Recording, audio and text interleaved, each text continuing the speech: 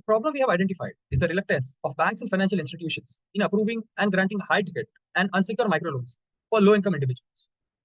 Microloans have played a big role in the financial inclusion of lower income households in India. They have provided access to credit for people who had no support for financing their own ventures. Along with this, they have had a huge role in including women into entrepreneurial workforce, alongside protecting these vulnerable groups from predatory credit lenders.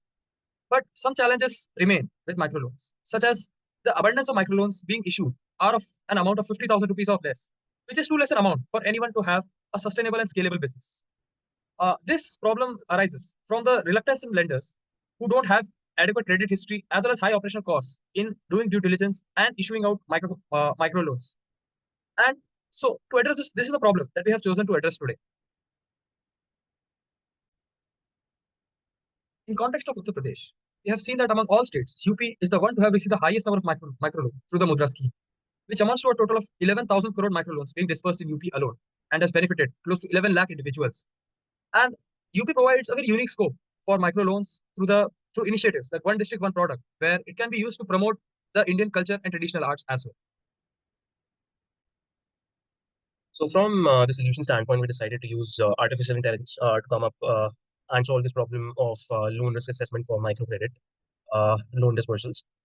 First of all, we decided upon the input data that we were going for, and we have sort of decided to divide the input attributes on the basis of four major buckets. First one being the financial data attributes, wherein we decided to use attributes like income, time taken to repay previous loans, etc. Then from a demographic standpoint, we decided to include attributes like gender, occupation, etc., because they could play a very pivotal role as well when it came to assessing the risk for a particular loan. Then also purpose for loan and non-financial metrics were also very crucial for us, like let's say industry insights if this particular industry is supposed to grow or not.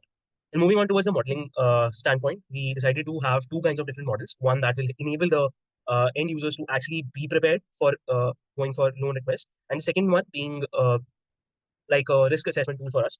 So from the first model standpoint, we decided to have a large language model that will sort of ingest an audio video input from the end user. The end user would explain their idea and what they are requesting for.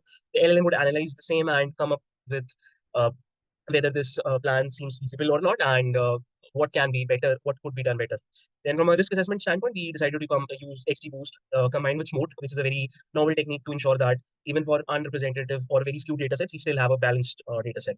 From an expected outcome standpoint, we believe that a solution would be able to give better risk assessment for the banks, then also give guidance to the borrowers, then also have enhanced loan processes.